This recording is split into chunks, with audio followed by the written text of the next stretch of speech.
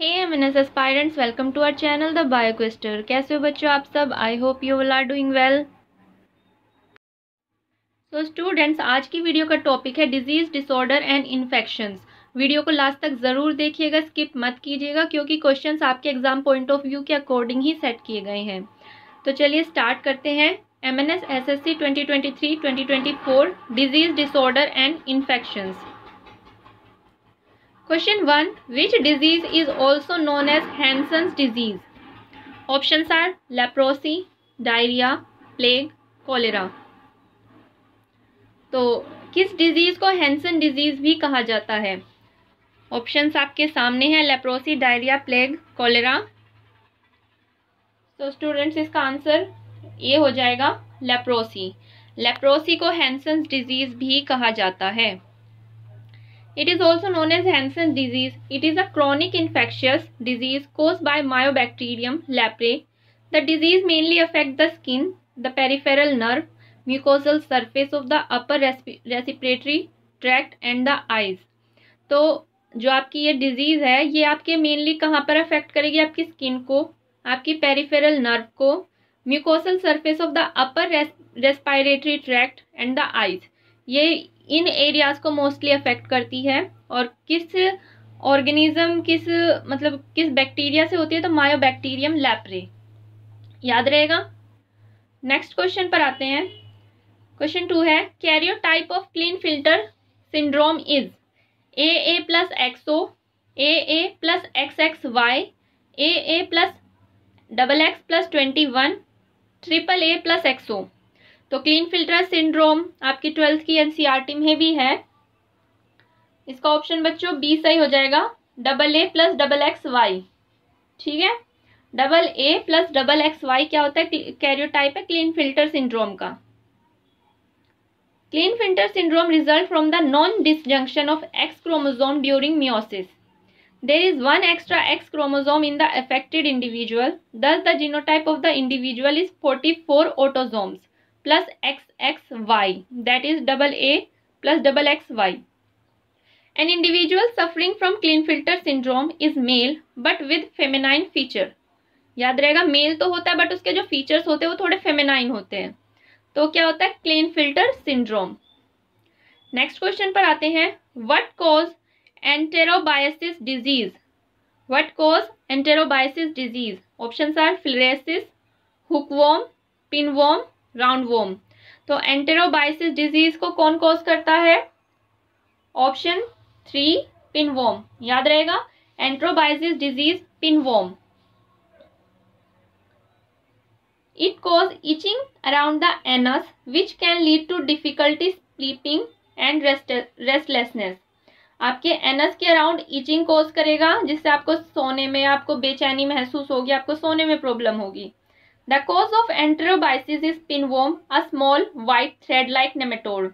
और एंटेरोबायसिस एक पिनवॉर्म है, किस तरह का? White thread like nematode. याद रहेगा। चलिए नेक्स्ट क्वेश्चन पर आते हैं। Question 4, prolonged chronic cough and cold which cannot be treated by antibiotic may be indicative of। prolonged chronic cough, अगर आपको ज़्यादा टाइम तक आपको जुखाम और खांसी रहता है और वो किसी एंटीबायोटिक से ट्रीट नहीं हो पा रहा है, तो वो क्या हो सकता है आगे जाके? ट्यूबरक्लोसिस, कॉमन कोल्ड, कफ, डिहाइड्रेशन। तो कहते हैं, आपने ऐड में भी सुना होगा, 3 महीने से ज़्यादा खांसी क्या हो सकती है? टीबी, यानी कि tuberculosis. Option A. Tuberculosis is serious infection caused by the bacterium Mycobacterium tuberculosis. ठीक है, किस बैक्टीरिया से होती है? Mycobacterium tuberculosis. It most commonly affect the lung, pulmonary tuberculosis, but can also affect other parts of the body, extra pulmonary tuberculosis. अगर pulmonary tuberculosis है तो सिर्फ आपके लंग्स को अफेक्ट करेगी, बट अगर आपके अदर ऑर्गन्स को भी अफेक्ट करती है तो वो एक्स्ट्रा पल्मोनरी ट्यूबरक्लोसिस हो जाएगा। One of the hallmark symptom of the TB is a chronic cough that last for more than 3 week and may produce discoloured और ब्लडी स्पूटम। एक मेन सिम्टम जो है टीबी का वो है आपकी जो कफ है वो 3 हफ्तों से ज़्यादा तक आपको रहेगी, और जो आपका स्पूटम है वो डिसकलर्ड होगा कि मतलब उसका कोई कलर ही नहीं होगा या फिर ब्लडी होगा, रेडिश कलर का आएगा। तो ये ट्यूबरक्लोसिस का सिम्टम हो जाता है। Rocky Mountain fever occurs from virus, from fungi, from algae, by tick. तो रॉकी माउंटेन फीवर आपको किससे हो सकता है?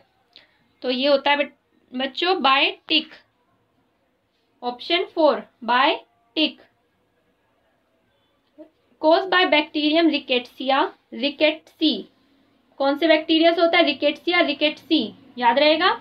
This bacterium most often is spread by human by bite from the American dog tick और the wood tick depending on the geographic area. ये bacteria mostly spread कैसे होता है? To human. ह्यूमंस में कैसे स्प्रेड होता है? अमेरिकन डॉग टिक या वुड टिक के काटने से। Which of the following is a matching pair of carrier and disease? एक कैरियर है और उसके साथ उस जो बीमारी होती है उस कैरियर की वजह से उसका नाम है, तो आपको करेक्ट मैचिंग बताना है। ऑप्शन 1 क्यूलेक्स, क्यूलेक्स से फिलेरियासिस हो रहा है। हाउस फ्लाई से येलो फीवर, बॉडी लाइस से टाइफॉइड, सैंड फ्लाई से प्लेग। तो आपको इनमें से करेक्ट मैचिंग पेयर बताना है। तो ऑप्शन 1 क्यूलेक्स से फिलेरियासिस होगा। Filariasis is a parasitic disease caused by an infection with roundworm of the Filaroidea type. These are spread by blood-feeding black flies and culex. This disease belong to the group of disease called helminthes. ठीक है, एक parasitic disease है caused by the infection with roundworm of the Florida type. Florida type के roundworm के infection से disease होती है। Question 7. After fistula repair, the nurse must advise the patient on discharge that. Fistula repair होने के बाद, मतलब फिस्टुला को हिंदी में कहते हैं भगंदर, तो उसकी सर्जरी या उसका जो ट्रीटमेंट होने के बाद जो नर्स है वो पेशेंट को क्या एडवाइस देगी? First, abstinence for 3 months, ensure that next delivery is by caesarean section, do pelvic flood exercise to strengthen the muscle, या option 4 both A and B. Abstinence for 3 months मतलब आप 3 month तक no sexual activity, और आपकी जो next delivery होगी वो bye caesarean section होगी। कोई नॉर्मल डिलीवरी नहीं हो सकती, वो आपको सिजेरियन सेक्शन से ही अपनी नेक्स्ट डिलीवरी करानी होगी। तो ये दोनों ऑप्शन फर्स्ट और सेकंड ऑप्शन सही हैं, तो ऑप्शन 4 सही हो जाएगा, both A and B. After fistula repair the nurse must advise the patient on discharge that abstinence for 3 months, ensure that next delivery is by caesarean section. Fistula is an abnormal connection between two body parts such as an organ or blood vessel or another structure. Fistulas are usually the result of an injury or surgery. Infection or inflammation can also cause a fistula to form. Question 8. Common cause of vesicovaginal fistula. Options are trauma to instrumental delivery, ischemia and pressure necrosis of anterior vaginal wall and posterior bladder wall, caesarean section, all of the above. तो इसका option D सही होगा, all of the above. ये सारे तीनों option जो हैं ये वेसिकोवेजाइनल फिस्टुला कॉज करते हैं। Vesicovaginal fistula it is an abnormal opening between the bladder and the vaginal that result in continuous and unremitting urinary incontinence. Which one of the following is not medical diagnostic test? Colonoscopy test, M'Naghten test, Doppler test, CT scan test. तो इनमें से medical test कौन सा नहीं है? Option 2 M'Naghten test. The M'Naghten test is not a medical diagnostic test. The M'Naghten test also known as M'Naghten rule is a legal test and not a medical one. It has been used in courts to evaluate the defendant's plea of insanity. It is therefore used in law and not in medicine. तो मैग्नॉटन test क्या है? एक legal law है, ये court में use होता है, law में यूज होता है। जब आप लॉ की पढ़ाई करते हैं तो ये वहां पे यूज होता है, ना कि मेडिकल फील्ड में। Which of the following is a symptom of child with Hirschsprung's disease? Symptom of child with Hirschsprung's disease: food vomiting, sausage-shaped lump felt on palpitation of abdomen, ribbon-like diarrhea, stomach ache. तो Hirschsprung's disease का जो symptom है वो है बच्चों option 3 ribbon-like diarrhea. Hirschsprung's disease it is a congenital anomalogy caused by migratory failure of neural crest cell leading to abnormal intervention of the bowel. The most common site of occurring peptic ulcer in stomach: pyloric portion, cardiac portion, esophageal junction, body of the stomach. तो जहाँ पर peptic ulcer होने के ज़्यादा chances होते हैं, सबसे common site कौन सी है? Pyloric part, cardiac part, oesophageal junction या बॉडी ऑफ द स्टमक। तो ऑप्शन 1 सही हो जाएगा। पाइलोरिक पोर्शन में पेप्टिक अल्सर होने के सबसे ज़्यादा चांसेस होते हैं। A peptic ulcer is damage to the protective layer of the stomach or gastrointestinal tract. Peptic ulcer क्या होता है कि जो आपकी प्रोटेक्टिव लेयर होती है स्टमक की और गैस्ट्रोइंटेस्टिनल ट्रैक्ट की, उस पर डैमेज हो जाता है। It may be the erosion of the surface और अ होल, या तो सरफेस इरोड होगा या फिर वहां पर कुछ होल हो जाएगा।